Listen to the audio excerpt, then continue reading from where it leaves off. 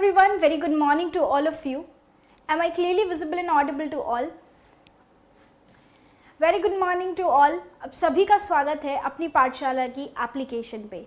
मेरा नाम है दिव्या ओला और मैं आप सभी को ROARO री एग्ज़ाम के इस पेड बैच के अंदर ज्योग्राफी पढ़ाने वाली हूँ और जिसके अंदर हम ज्योग्राफी से संबंधित जो भी पैटर्न है, जो भी सिलेबस में आपके ज्योग्राफी से संबंधित विषय या टॉपिक रहेंगे, उन्हें पूरे तरीके से अच्छे से थ्योरी के साथ, ठीक है, हम कवर करेंगे। बताइए, क्या आप सभी को मेरी आवाज़ आ रही है? Am I clearly visible and audible to all? Rita Jaiswal, very good morning. कैसे हैं आप सभी लोग? बताइए।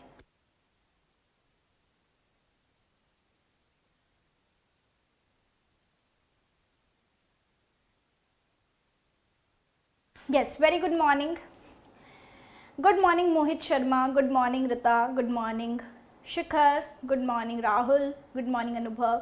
चलिए, so very good morning to all. I hope सभी को मेरी आवाज़ आ रही होगी। आज की क्लास में हम ज्योग्राफी का पोर्शन स्टार्ट करने वाले हैं। तो जैसा कि आप सभी जानते हैं कि आज से आपके ROARO के री एग्ज़ाम के लिए जो थ्योरी क्लासेस है वो शुरू हो चुकी है और आप सभी का पहली ज्योग्राफी क्लास में स्वागत है।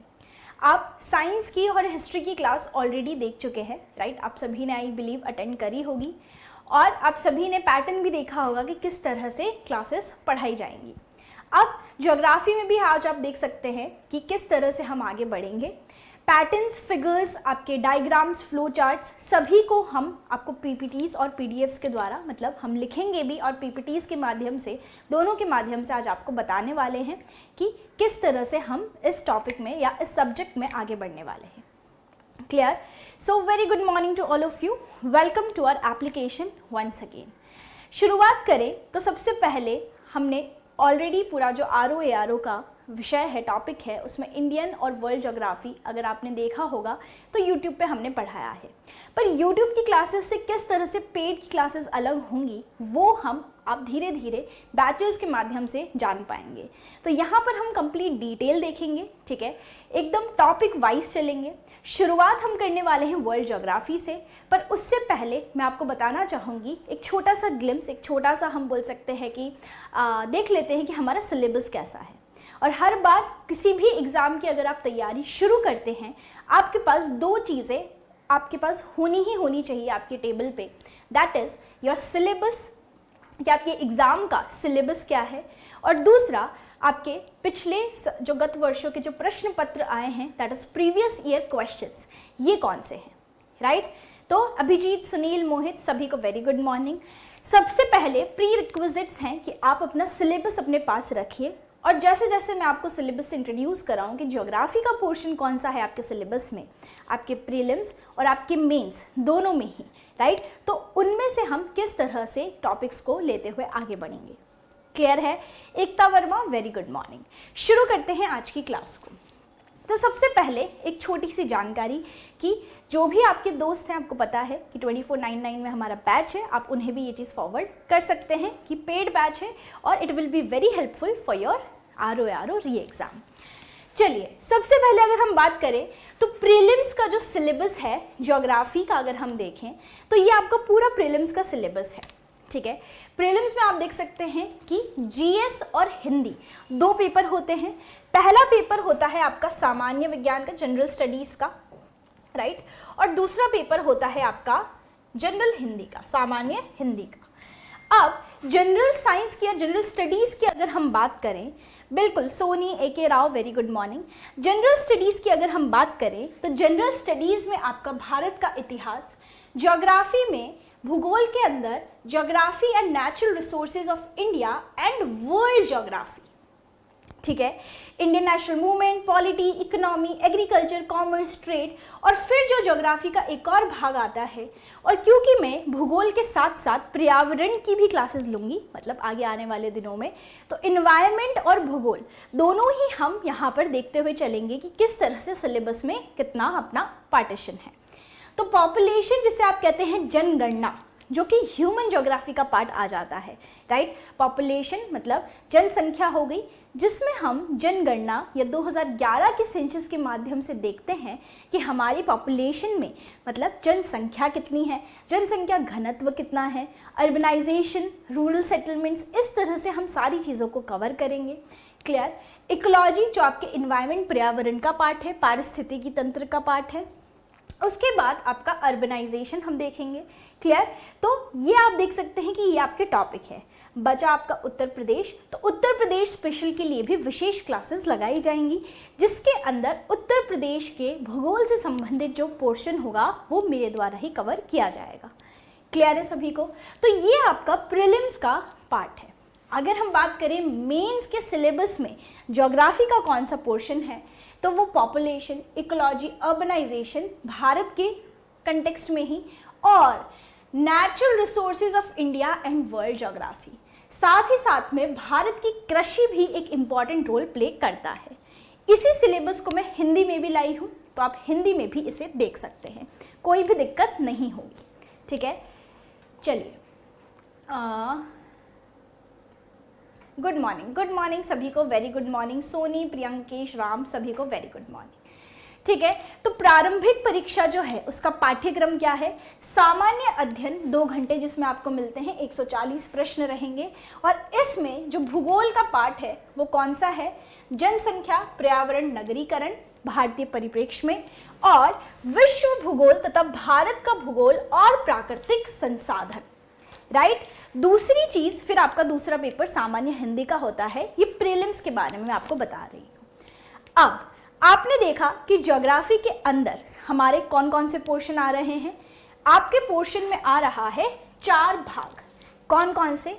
ये देखिए, 4 भाग में पहला भाग आ रहा है बेसिक फिजिकल ज्योग्राफी का।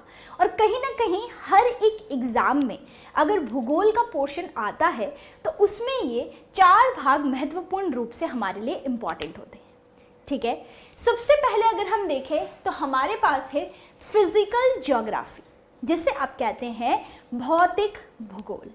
और इस भौतिक भूगोल में हम जो पोर्शन कवर करते हैं उनमें आता है जियोमॉर्फोलॉजी, मतलब भूविज्ञान को समझना। ठीक है, पृथ्वी के विज्ञान को, जियोमॉर्फोलॉजी का मतलब क्या हो गया? जियो का मतलब पृथ्वी, मॉर्फोलॉजी मतलब रिलीफ स्ट्रक्चर जो हैं, जो उच्चावच हैं, उन्हें समझना। ठीक है, उनका अध्ययन करना वो आता है जियोमॉर्फोलॉजी में, जो कि भौतिक भूगोल का ही भाग है। इसके अलावा आपके वायुमंडल की संरचना या एटमॉस्फेयर का बनना, जो क्लाइमेटोलॉजी का पोर्शन है, वो भी इसी में आएगा। आपके समुद्रों से या महासागरों से संबंधित जो विज्ञान रहता है, जिसे आप कहते हैं ओशिनोग्राफी, ये भी आपके इसी का पोर्शन रहेगा। क्लियर। तो फिजिकल ज्योग्राफी, भौतिक भूगोल वाला भाग। दूसरा, विश्व का भूगोल। विश्व के भूगोल में सीधी सी बात आ जाती है किसकी? महाद्वीपीय भूगोल की। मतलब विश्व के भूगोल में हम क्या पढ़ते हैं?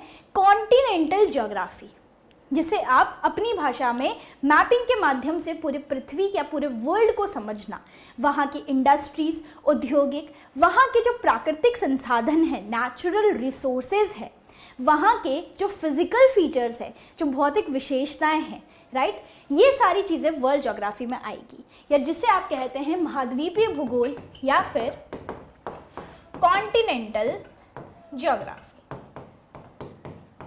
क्लियर। तीसरा आता है भारतीय भूगोल, जो कि आपकी परीक्षा में सबसे महत्वपूर्ण बोल सकते हैं रोल प्ले करता है। One of the most important portion of your geography is Indian geography, क्योंकि अगर 60% अगर आप देखते हैं आपका पेपर, उसमें 100% का 60% भारतीय भूगोल से है, 40% आपका बाकी विश्व का, भौतिक का और मानव भूगोल से आता है। मानव भूगोल भी कहीं ना कहीं इंडियन और वर्ल्ड का ही पार्ट है। मानव भूगोल में क्या पढ़ाया जाता है? एक तो आपका पॉपुलेशन, जनसंख्या कहाँ बढ़ी, कहाँ घटी, क्या कारक रहे। दूसरा आपका रहता है यहाँ पर आपके सेटलमेंट से संबंधित। ठीक है, तो ये आता है ह्यूमन ज्योग्राफी में, जो हम पूरे विश्व और अपने भारत के यहाँ पर संदर्भ में भी देखते हैं। क्लियर? 999 वाले की तरह जल्दी जल्दी तो नहीं होगी इस बैच में। अमित चौहान बिल्कुल नहीं होगी, वो क्विक रिवीजन बैच था, ये एक कंप्लीट डिटेल बैच है। आप दोनों में फ़र्क समझिए। क्विक रिवीजन कैसा होता है, जैसे कि अगर आपको कोई एग्ज़ाम है और क्रैश कोर्स चलाया जाता है, राइट, उसमें आपको क्या पढ़ाया जाएगा, डेप्थ में कभी पढ़ाया जाएगा। हर एक सब्जेक्ट की अपनी टाइमलाइन है, अगर आप उस टाइमलाइन को क्रॉस कर रहे हैं, शॉर्टकट्स अगर आप निकाल रहे हैं, तो आपको कभी भी कोर्स या सिलेबस कंप्लीट नहीं होगा। क्लियर? कोई भी चीज़ नहीं छूटेगी। हम शुरुआत से लेकर एंड तक हर एक चीज़ को डिटेल में पढ़ने वाले हैं, बहुत ही अच्छे तरीके से। आ गया समझ में सभी को? चलिए, तो ये 4 पोर्शन रहेंगे ज्योग्राफी के, और पूरे 4 पोर्शन ही करवाने वाली हूँ मैं।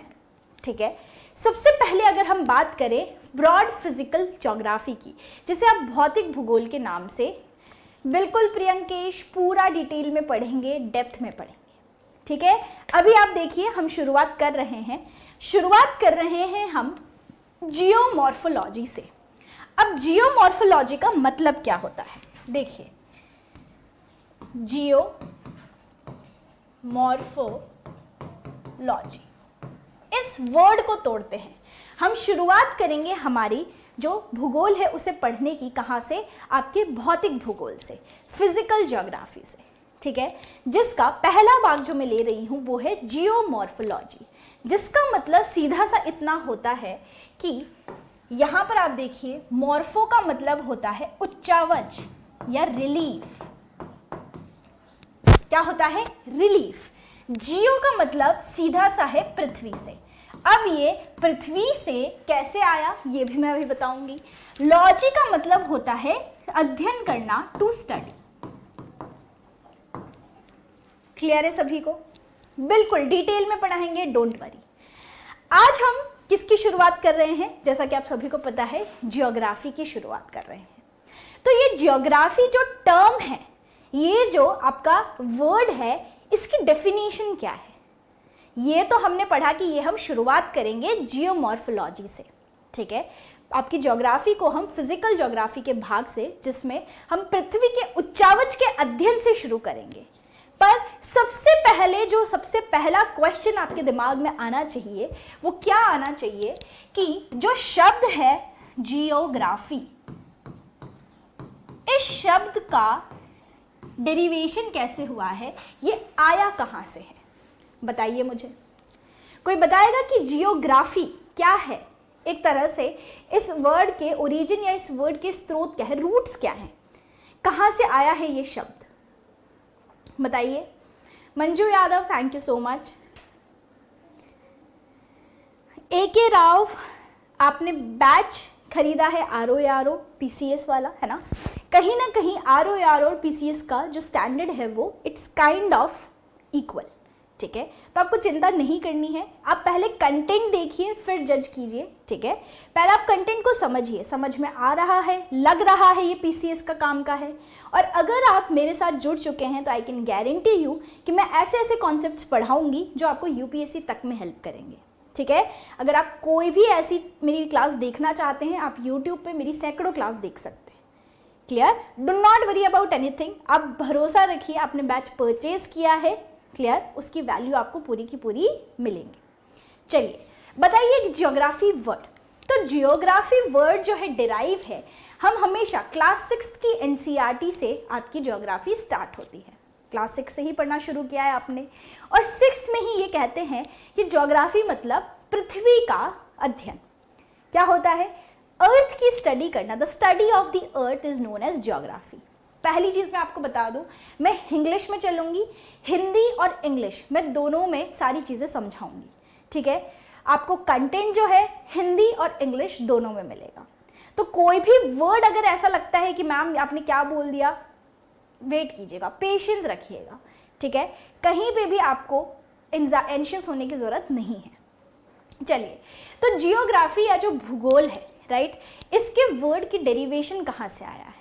हम स्टार्टिंग से पढ़ते आए हैं क्लास 6 से कि पृथ्वी के अध्ययन को या the study of earth is known as geography. पर फिर भी ये टर्म कैसे आई है? ये जियोग्राफी टर्म आई है पृथ्वी के आकार से, पृथ्वी के शेप से आई है टर्म जियोग्राफी। किस तरह की शेप से? आपको पता है पृथ्वी कैसी है? कैसी है आपकी पृथ्वी? क्या ये पूरी की पूरी गोल है? क्या ये पूरी चपटी है? क्या ये बहुत ज़्यादा फैली हुई है? क्या ये सिलेंडर है? क्या ये रेक्टेंगल है? क्या ये स्क्वायर है? क्या ये त्रिभुजाकार मतलब ट्रायंगल है? कैसी है आपकी पृथ्वी? आपकी पृथ्वी एक कंप्लीट स्फीयर नहीं है, राइट? ये पूरा एक सर्कल नहीं है। आप देखोगे तो पृथ्वी पे आपको बड़े बड़े पर्वत जैसे कि माउंट एवरेस्ट और सबसे गहरी खाइयाँ जैसे कि चैलेंजर डीप, मरियाना ट्रेंच में, राइट, इस तरह से आपको उचावच मिलते हैं पृथ्वी पे। मिलते हैं कि नहीं? क्लियर है? अब अगर हम बात करें तो पृथ्वी अगर स्फेरिकल नहीं है, ये तो हम जानते ही हैं, ठीक है? जब हम पृथ्वी पढ़ेंगे तो मैं आपको सारी चीज़ें, फैक्टर्स भी बताऊंगी, पर हमें ये चीज़ पता है कि पृथ्वी पे बड़े बड़े पर्वत हैं तो खाइयाँ भी हैं, पठार हैं तो मैदान भी हैं, ठीक है? तो ये सारी चीज़ें हमें ये बताती है कि पृथ्वी की जो शेप है वो कैसी है? वो कंप्लीट स्फीयर नहीं है। ये किस आकार का है? ये जिस आकार का है वो डिफाइन नहीं है, और जिस वर्ड से इसे डिफाइन किया गया साइंटिस्ट ने, उसी से टर्म आई जियोग्राफी।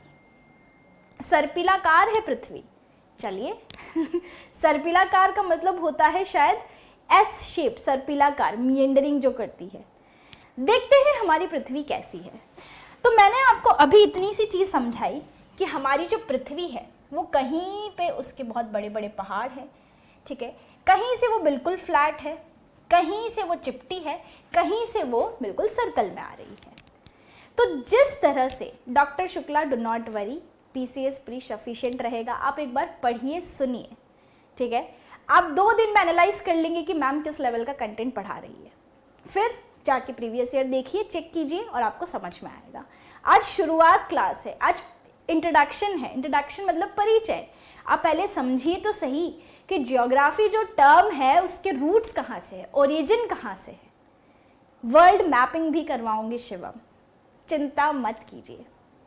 तो मैंने आपको बोला कि पृथ्वी कहीं से ऊंची है, कहीं से नीची है, सीधी सी बात है। तो साइंटिस्ट ने क्या किया, हम जैसा कि जानते हैं कि साइंटिस्ट ने सीधी सी बात ये बोली कि हम क्या करेंगे, हम एक औसत लेंगे। हर एक चीज़ का औसत आधार माना जाता है, सीधी सी बात है। तो औसत में हमने माना कि पृथ्वी एक कैसी है, एक स्फेरिकल आकार की है, इस तरह से हम ये मानते हैं।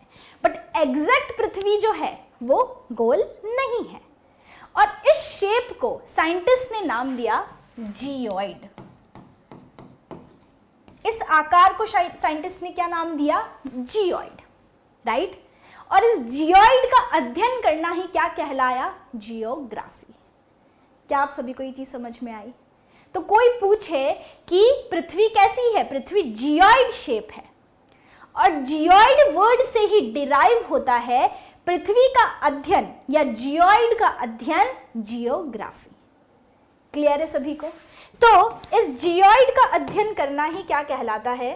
जस्ट अ सेकेंड, यस, इस जियोइड का अध्ययन करना ही, एक सेकेंड, अध्ययन करना कहलाता है आपका क्या?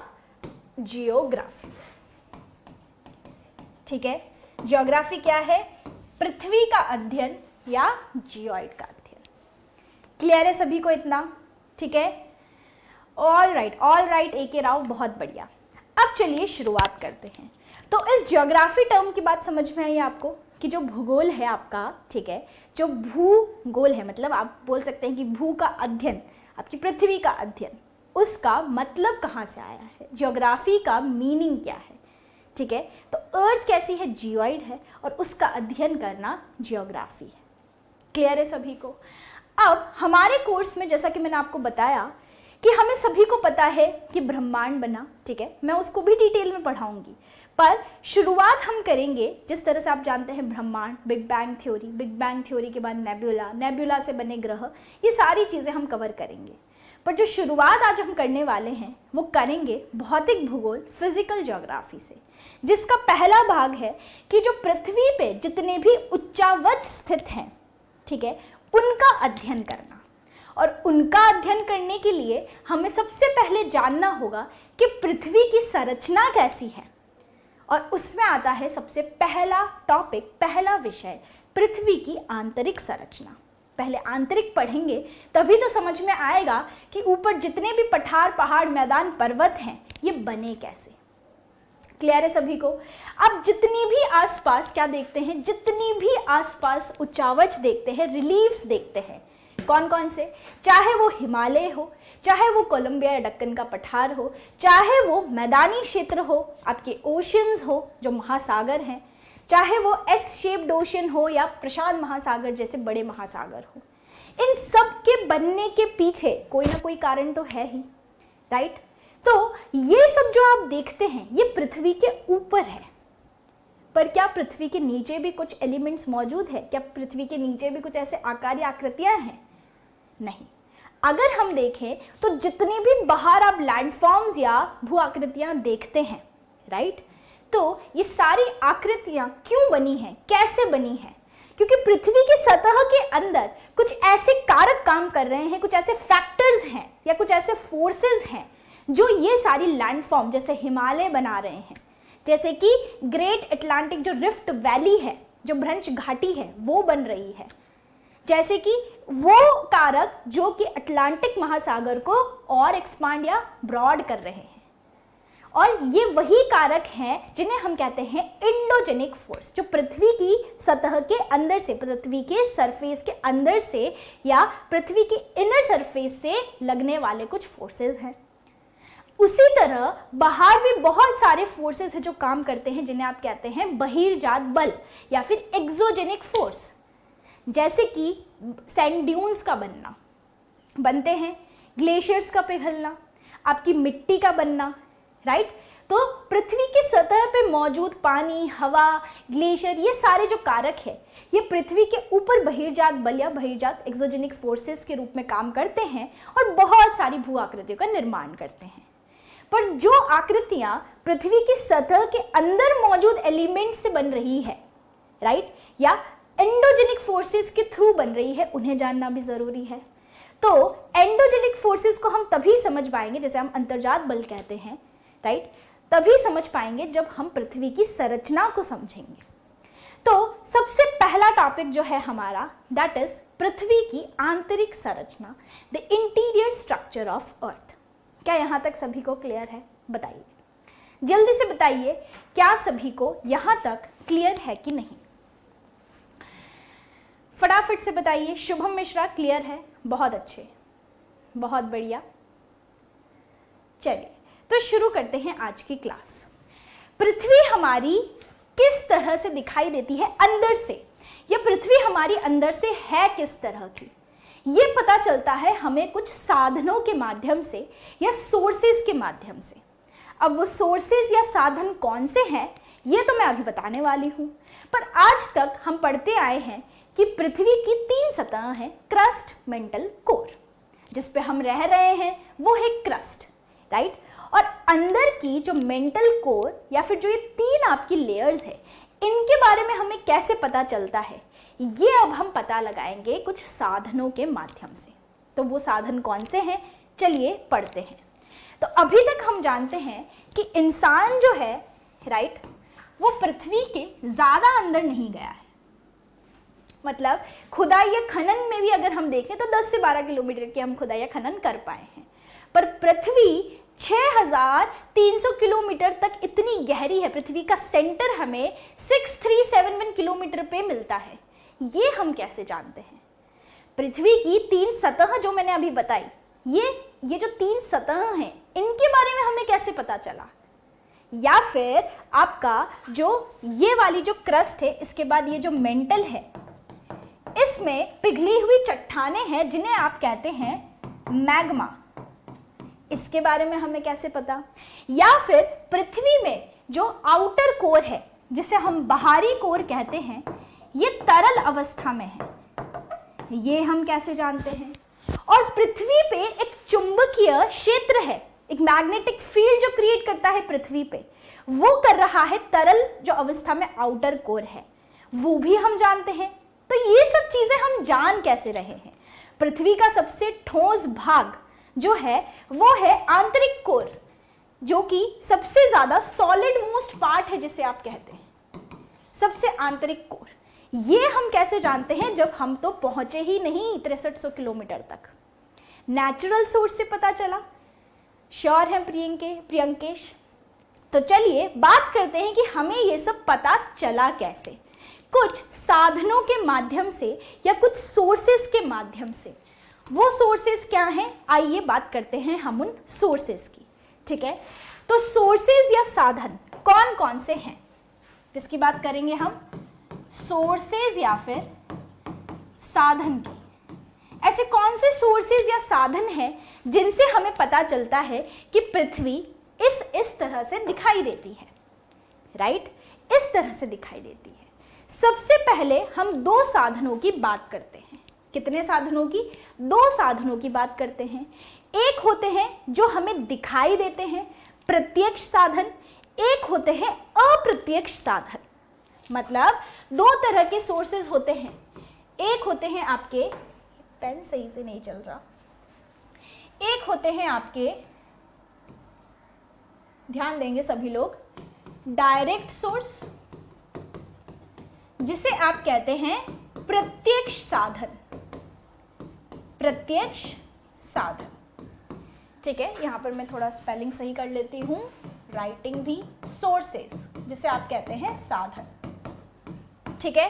एक होते हैं प्रत्यक्ष साधन और एक होते हैं अप्रत्यक्ष साधन, या जिन्हें हम कहते हैं इनडायरेक्ट सोर्सेस। क्या होते हैं? इनडायरेक्ट सोर्सेस या फिर अप्रत्यक्ष साधन। क्या सभी को इतनी चीज क्लियर है? ठीक है? तो दो तरह के साधन, एक प्रत्यक्ष एक अप्रत्यक्ष, डायरेक्ट इनडायरेक्ट। अब प्रत्यक्ष कौन से साधन है? प्रत्यक्ष वो साधन है जो हमें दिखाई दे, जिन्हें हम देख सके, जो टेंजिबल हो, जो फिजिकली हमें दिख रहे, वो होते हैं प्रत्यक्ष। जैसे कि खनन और खुदाई। जैसे कि कौन से? जैसे कि माइनिंग, जिसे आप कहते हैं खनन। दूसरा होता है ड्रिलिंग। ड्रिलिंग मतलब जमीन में क्या करना? खुदाई करना। क्या इतना सभी को समझ में आया? तो डायरेक्ट और इनडायरेक्ट सोर्सेज दो तरह के सोर्सेज हैं, इतना हमें समझ में आ गया है, ठीक है? तो हम ये जानते हैं कि यहाँ पर जो बेसिक नॉलेज हमें मिल रहा है ये इन दो स्रोतों से मिलता है। क्लियर? अब डायरेक्ट सोर्सेज प्रत्यक्ष रूप से दिखाई देते हैं, ठीक है, माइनिंग और ड्रिलिंग, खुदाई से, जिन्हें अंदर जाकर देख सकते हैं कि पृथ्वी कैसी है, इनके थ्रू। क्लियर? माइनिंग ड्रिलिंग मतलब खनन और खुदाई, राइट? ये हमें क्या बताते हैं? ये हमें माइनिंग और खुदाई ये बताते हैं कि जैसे जैसे पृथ्वी के अंदर आप जाओगे आपका दाब बढ़ेगा, तापमान बढ़ेगा, आप सर्वाइव नहीं कर सकते। प्रेशर कितना ज्यादा हो जाता है नीचे जब आप माइंस में जाते हैं। इसीलिए तो इंसान 10 से 12 किलोमीटर से ज्यादा नहीं गया जाकर आया है अभी तक, राइट? और खुदाई तो अभी तक सिर्फ 12 किलोमीटर तक ही हम कर पाए हैं। तो अगर हम बात करें पृथ्वी 6300 किलोमीटर तक, पृथ्वी के अंदर सेंटर जो है, केंद्र है, वो वहां तक है। तो हमें पता कैसे चला? हमने अनुमान लगाए, अनुमान या अजम्पशन लगाए। किसके आधार पर? इन दो सोर्सेस के आधार पर, जिसमें प्रत्यक्ष साधन तो है आपके खनन और खुदाई, जिससे हमें ये पता चलता है, अनुमान ये लगाया हमने कि पृथ्वी में क्या है? बहुत ज्यादा तत्व हैं, बहुत अलग अलग तत्व हैं, और पृथ्वी के अंदर जाने से दाब मतलब प्रेशर और तापमान मतलब टेम्परेचर दोनों बढ़ रहा है। क्लियर है? दूसरे होते हैं हमारे इनडायरेक्ट सोर्सेज या फिर अप्रत्यक्ष साधन, जिसमें आते हैं दो तरह के साधन। कितने तरह के? दो तरह के। एक होते हैं आर्टिफिशियल, जिसे आप कहते हैं मानव निर्मित या अप्राकृतिक, और एक होते हैं नेचुरल सोर्सेज, जिसे हम कहते हैं प्राकृतिक साधन। ठीक है? तो दो तरह के सोर्सेज होते हैं अप्रत्यक्ष में, एक जिन्हें आप कहते हैं आर्टिफिशियल सोर्सेज, जिनमें आ गए अप्राकृतिक, एक सेकेंड,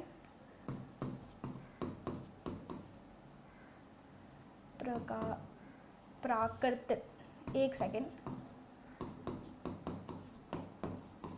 ठीक है, और एक आते हैं नेचुरल सोर्सेस। दो तरह के सोर्सेस होते हैं, एक हो सकते हैं आर्टिफिशियल, एक हो सकते हैं नेचुरल। अप्राकृतिक, ठीक है, अप्राकृतिक और कौन से? प्राकृतिक। प्राकृतिक साधन। क्या इतना सभी को समझ में आया?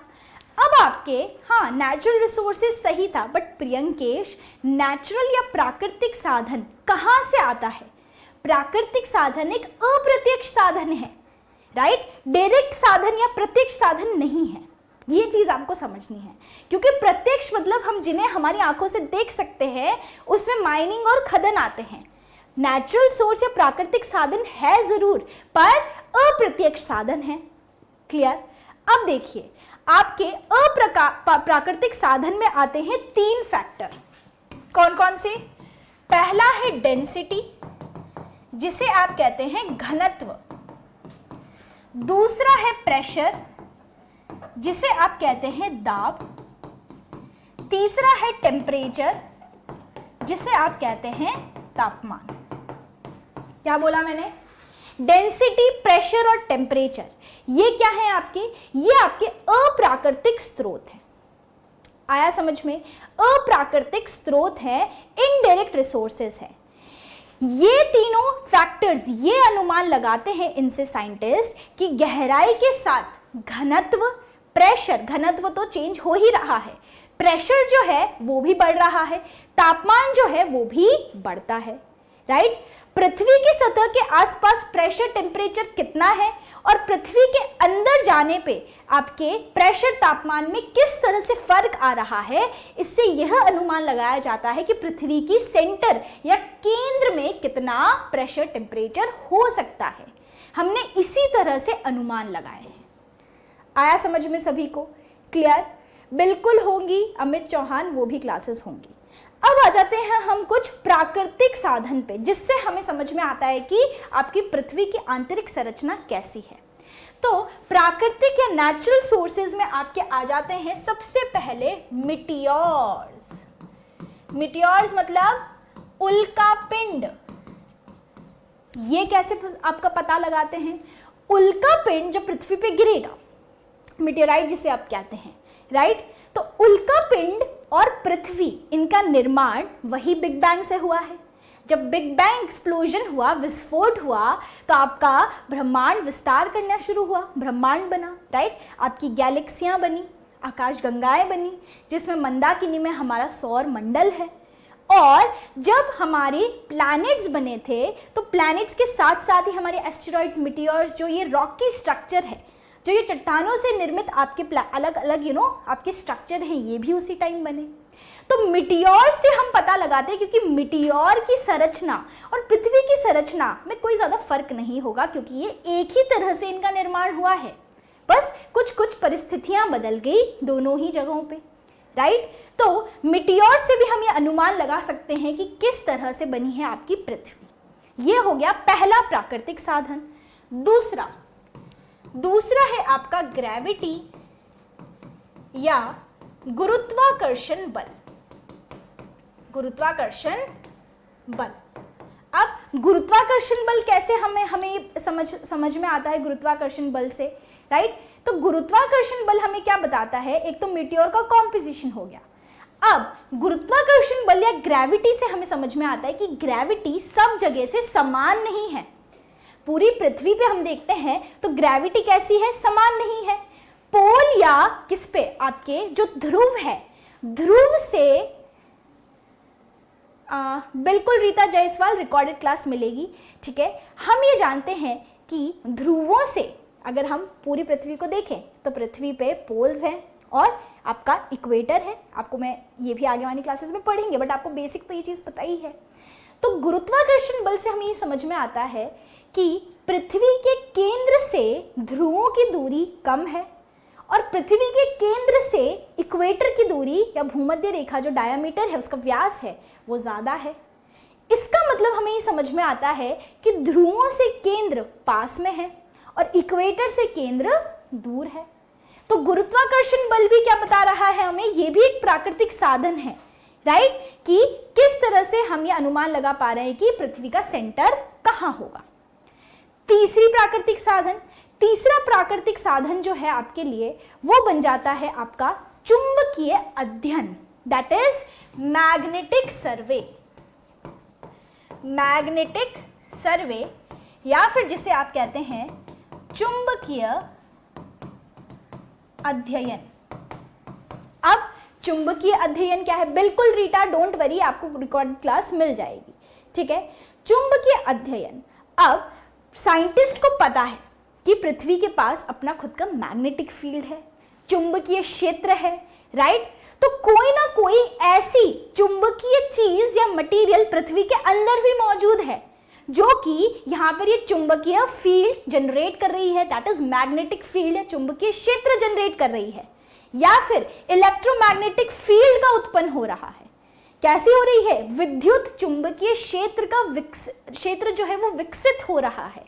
क्यों हो रहा है, इसका भी साइंटिस्ट अजम्पशन यहाँ पर लगाते हैं, किसके थ्रू, चुंबकीय अध्ययन के थ्रू, कि पृथ्वी में कुछ तो ऐसा मैग्नेटिक मटेरियल है जो कि विद्युत चुंबकीय क्षेत्र को डेवलप करता है, विकसित करता है, राइट। तो तीसरा नेचुरल साधन या प्राकृतिक साधन क्या हो गया आपका, मैग्नेटिक सर्वे। क्लियर है सभी को। चौथा प्राकृतिक साधन वॉल्केनिक एक्टिविटीज, मतलब ज्वालामुखी क्रियाएं। अब ज्वालामुखी क्या होती है बताओ मुझे, व्हाट इज अ वॉल्केनो। ज्वालामुखी क्या होता है कि जब आपका टेम्परेचर प्रेशर इतना बढ़ जाए पृथ्वी के अंदर कि अंदर जो पिघली हुई चट्टानें हैं वो एक पाइप या एक वेंट के थ्रू बाहर आके गिरती है और लावा का निर्माण करती है। जब मैग्मा पृथ्वी का बाहर आ जाता है तो लावा बनता है, राइट, उसे लावा ही कहते हैं, पृथ्वी की सतह पे आ जाए। तो जब वो मटेरियल बाहर निकलेगा तो वो इतना गर्म होता है, वो मैग्मा पिघली हुई चट्टानें होती हैं, उसका टेम्परेचर बहुत ज़्यादा होता है, बहुत ही ज़्यादा चिपचिपा स्टिकी बोल सकते हैं, सेमी सॉलिड होता है, राइट, अर्ध ठोस मटेरियल होता है। तो उससे भी साइंटिस्ट अनुमान लगाते हैं कि जो भी ज्वालामुखी क्रियाएं हो रही है उससे मिलने वाले जो भी मटेरियल है, राइट, तो हमें क्या समझ में आता है कि किस तरह से पृथ्वी अंदर से बनी होगी। अगर अंदर से पिघली हुई चट्टानें बाहर आ रही हैं ज्वालामुखी के माध्यम से, तो हमें ये भी समझ में आता है कि अंदर किस तरह से घनत्व भी मैटर वैरी कर रहा है, डेंसिटी भी वैरी कर रही है। कैसे कि जो चीज़ बाहर निकल रही है उसका घनत्व बाहर वाली से ज़्यादा है, बाहर वाली परत से ज़्यादा है। मतलब कि पृथ्वी में घनत्व भी, मतलब जो लेयर्स हैं, परतें हैं, उनका घनत्व भी अलग है और मटेरियल जो है वो भी अलग है। तो वॉल्केनिक एक्टिविटी या ज्वालामुखी क्रियाएं भी हमारी क्या हेल्प करती है, ये बताने में मदद करती है कि पृथ्वी की आंतरिक संरचना कैसी है। प्रियंकेश, अभी मैंने उसी का जवाब दिया कि ज्वालामुखी से अर्थ की इंटरनल स्ट्रक्चर का कैसे पता चलता है। बिल्कुल पता चलता है ना। कैसे चलता है, मैग्मा को स्टडी करने से। क्लियर। तीसरी चीज अगर हम बात करें, आखिरी आपकी प्राकृतिक साधन, वो है भूकंप विज्ञान या भूकंपीय तरंगों का अध्ययन, जिसे आप कहते हैं सिज्मोलॉजी या फिर भूकंप विज्ञान। अब भूकंप विज्ञान और सिज्मोलॉजी क्या है? भूकंपीय तरंगों का अध्ययन करना सिज्मोलॉजी कहलाता है। क्या सभी को ये तो पता है, राइट? चलिए ठीक है, तो भूकंपीय तरंगों का अध्ययन करना क्या कहलाता है? सिज्मोलॉजी। अब भूकंपीय अध्ययन हमें क्या बताता है? जो सिज्मिक वेव्स होती है, भूकंप विज्ञान सबसे महत्वपूर्ण स्रोत है पृथ्वी की आंतरिक संरचना को समझने के लिए। ये चीज आप भी जानते होंगे, राइट? क्योंकि जो सिज्मिक वेव्स हैं वो हमें क्या बताती है कि पृथ्वी के आंतरिक भागों में मटेरियल बहुत अलग है।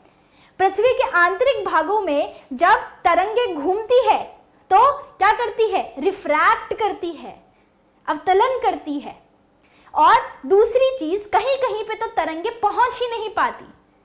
और ये जो भूकंपीय तरंगे हैं, इसमें दो तरंगे होती हैं। कौन कौन सी? P और S वेव्स। अभी पहुंचेंगे हम, इसको डिटेल में पढ़ेंगे जब हम भूकंप पढ़ेंगे। बट अभी हम क्या पढ़ रहे हैं? पृथ्वी की आंतरिक संरचना।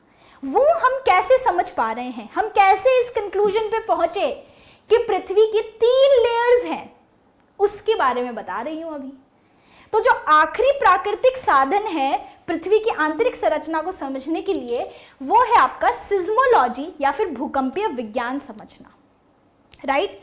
और भूकंपीय विज्ञान हमें क्या बताता है कि जो भूकंपीय तरंगे हैं उसमें प्राथमिक और आपकी जो सेकेंडरी तरंगे हैं वो ये बताती है कि आपके पृथ्वी के अंदर घनत्व का अंतर है, ठीक है। क्या है? पृथ्वी के अंदर, इंटीरियर के अंदर डेंसिटी का अंतर है, घनत्व का अंतर है, राइट। क्योंकि जब भी आपकी ये तरंगे अंदर जा रही है, जहां पर भी एपिसेंटर से जब हम इनका अध्ययन करते हैं, तो ये आपकी तरंगे एक वृत्ताकार या फिर एक कर्व्ड पाथ ले लेती हैं। सीधी कोई भी वेव नहीं जा रही, इसको तो सीधे जाना चाहिए, ऐसे ऐसे ऐसे ऐसे, सीधे नहीं जाती पर तरंगे एक कर्व्ड वृत्ताकार ले लेती है, ठीक है। कर्व्ड पाथ या वृत्ताकार आपका क्या ले लेती है? पाथ मार्ग ले लेती है। और यहां पर ये तरंगे छाया क्षेत्र बना रही हैं, शैडो जोन। शैडो जोन क्या होता है? वो क्षेत्र जहां पर भूकंपीय तरंगे नहीं पहुंच पाती, वो कहलाता है शैडो जोन या छाया क्षेत्र। तो इन तरंगों को स्टडी करने से हमें क्या समझ में आया कि सबसे पहले तो तरंगे कर्व्ड पाथ ले रही है, सीधे पाथ की बजाय, स्ट्रेट पाथ लेने की बजाय कर्व्ड पाथ ले रही है। मतलब यहां घनत्व का फर्क है। और ये पता कैसे चलता है? ये इन तरंगों की गति से भी पता चलता है। किससे पता चलता है? स्पीड से भी पता चलता है कि तरंगों की जो गति है वो पहले भाग में, दूसरे भाग में, या फिर जैसे जैसे नीचे की ओर जाती है वैसे वैसे जहां जहां मटेरियल चेंज हो रहा है, जहां पे मटेरियल का घनत्व बदल रहा है, वहां पृथ्वी की जो भूकंपीय तरंगे हैं इनकी गति भी बदलती है। तो ये दोनों भूकंपीय तरंगे, ठीक है, हमें ये बताती है कि पृथ्वी का घनत्व, पृथ्वी के आंतरिक भाग का घनत्व, अलग अलग परतों का घनत्व मतलब डेंसिटी क्या है, घनत्व क्या है, अलग है, राइट। क्योंकि इसका ये जो आपकी जो यहां पर अगर हम बात करें तो ये भूकंपीय तरंगे क्या कर लेती है?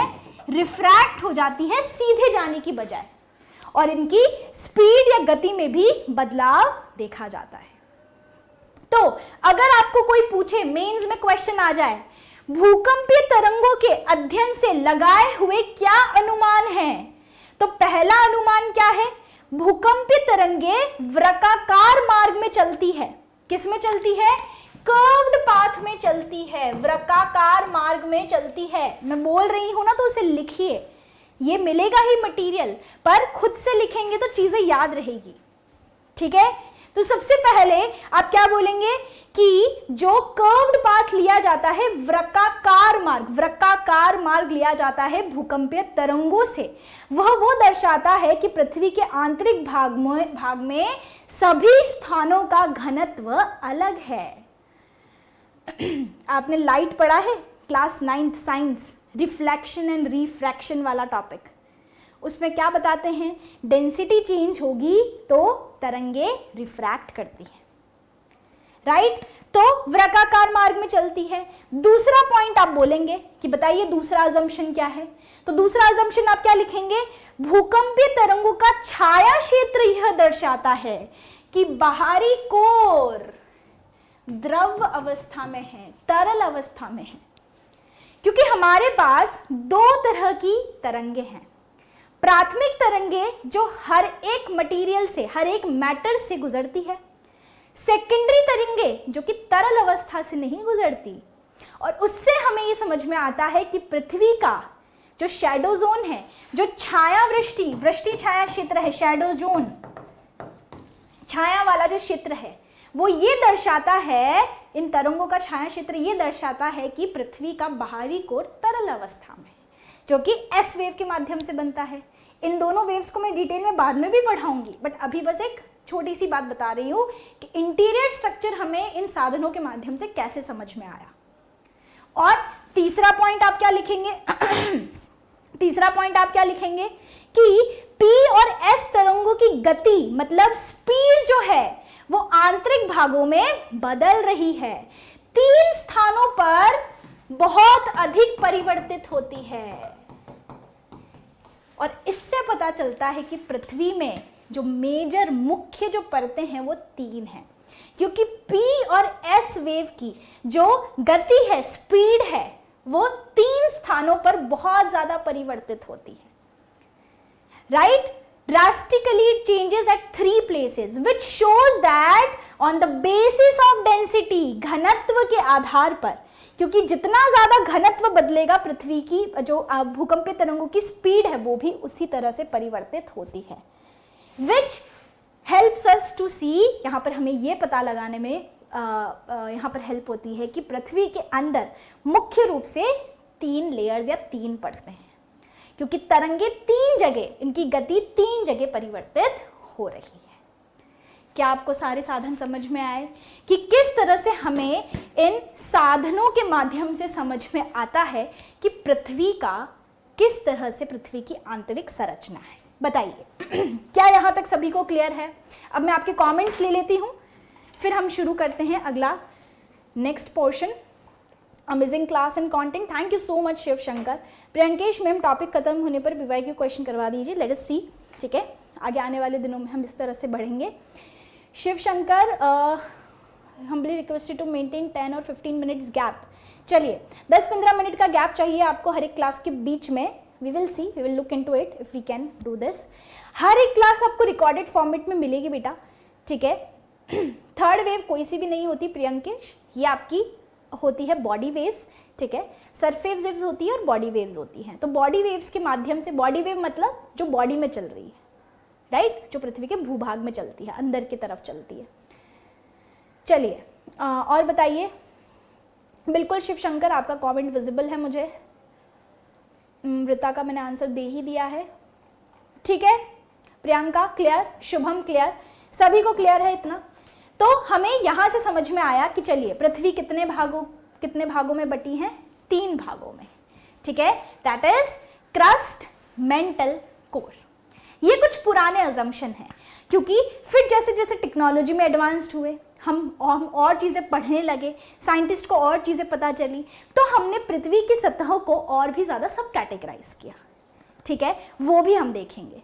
तो अभी तक हम क्या जानते हैं कि घनत्व के आधार पर, on the basis of density, किसके आधार पर? घनत्व के आधार पर या डेंसिटी के आधार पर हम पृथ्वी को 3 भागों में विभाजित करते हैं। कौन कौन से?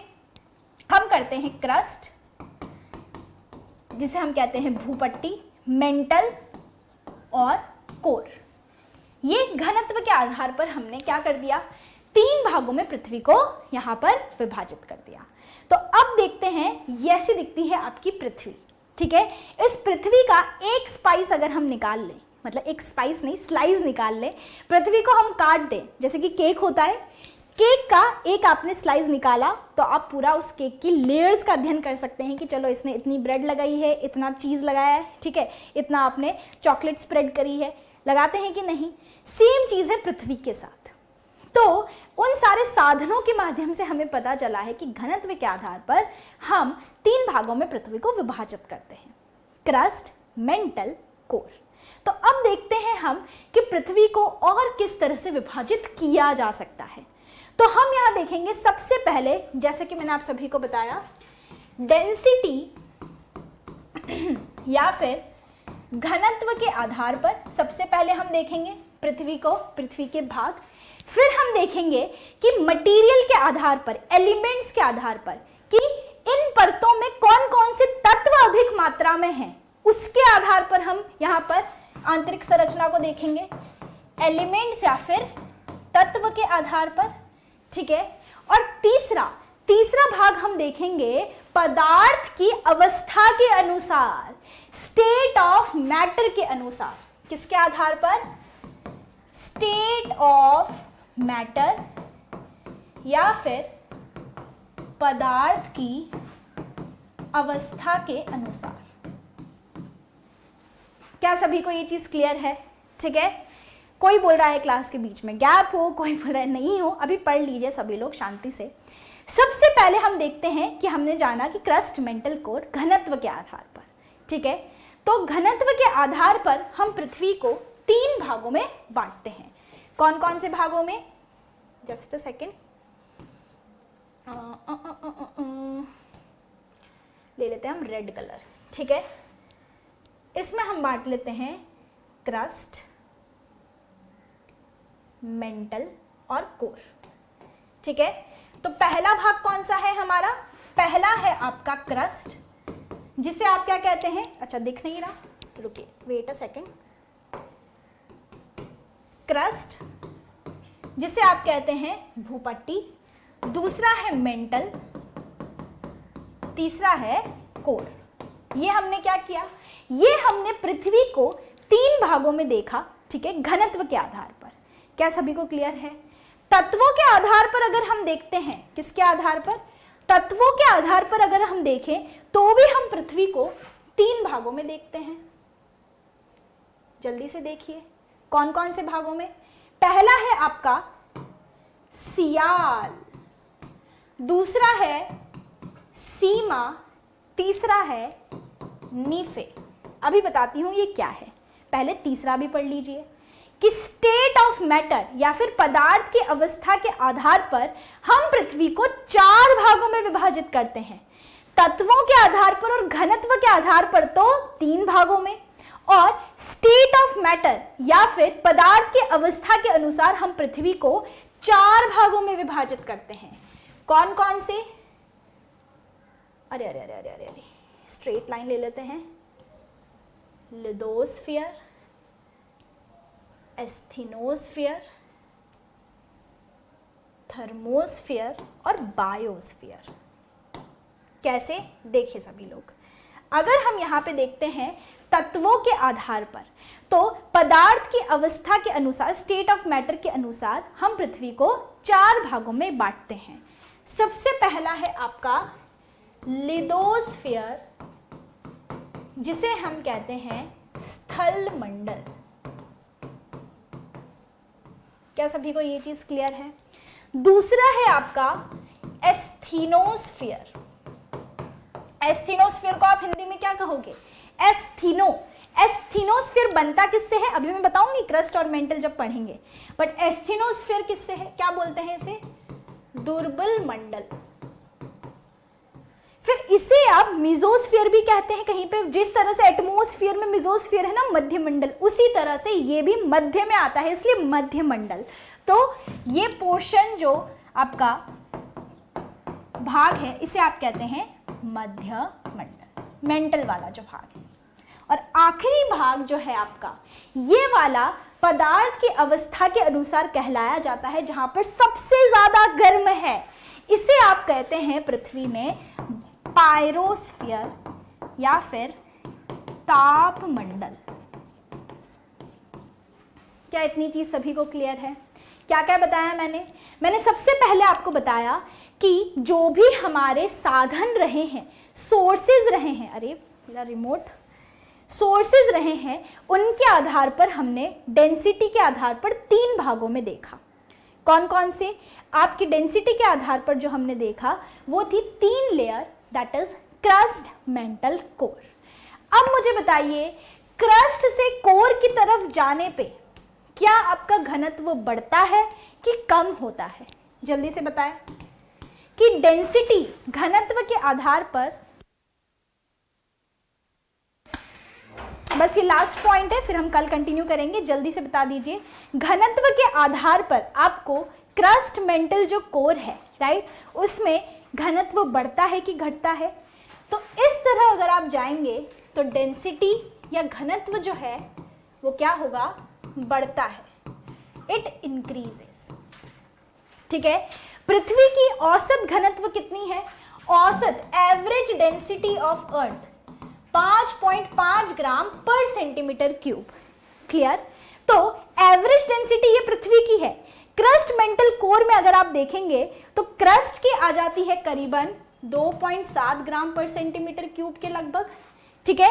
जब आप मेंटल की देखने जाएंगे तो मेंटल की 2.7 या 3.3 4.5 के लगभग रहती है, ठीक है।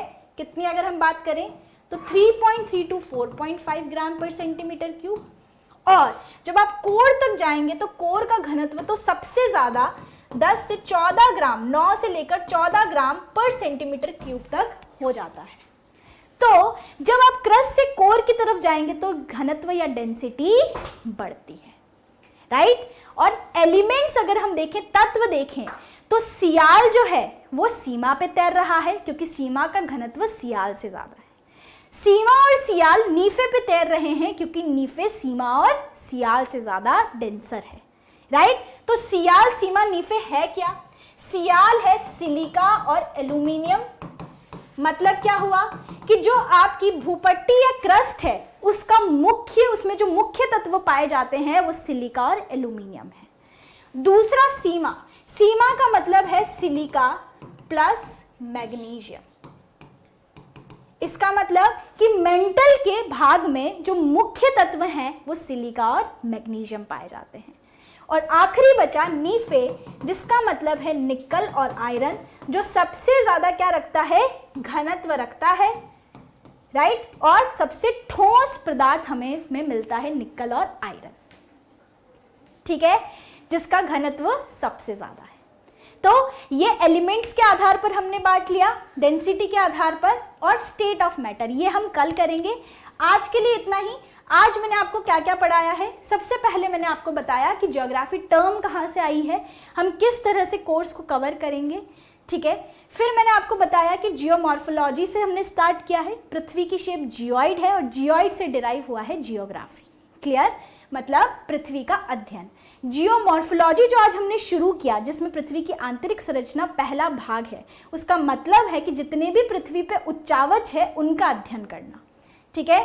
तो पहला टॉपिक जो लिया हमने वो इंटीरियर स्ट्रक्चर ऑफ अर्थ, जिसमें हमने देखा कि हमारे पास कौन कौन से साधन हैं पृथ्वी की आंतरिक संरचना को पढ़ने के लिए। तो प्रत्यक्ष और अप्रत्यक्ष साधन है, जिसके अंदर हमने सबसे इंपॉर्टेंट माना सिज्मोलॉजी या भूकंप विज्ञान को, क्योंकि भूकंपीय तरंगों से समझ में आता है कि पृथ्वी के अंदर 3 अलग अलग घनत्व की परतें हैं और वो अपनी गति उसी हिसाब से बदलती है, और ये एक कैसा वृत्ताकार पथ या फिर कर्व्ड पाथ भी ले रही है।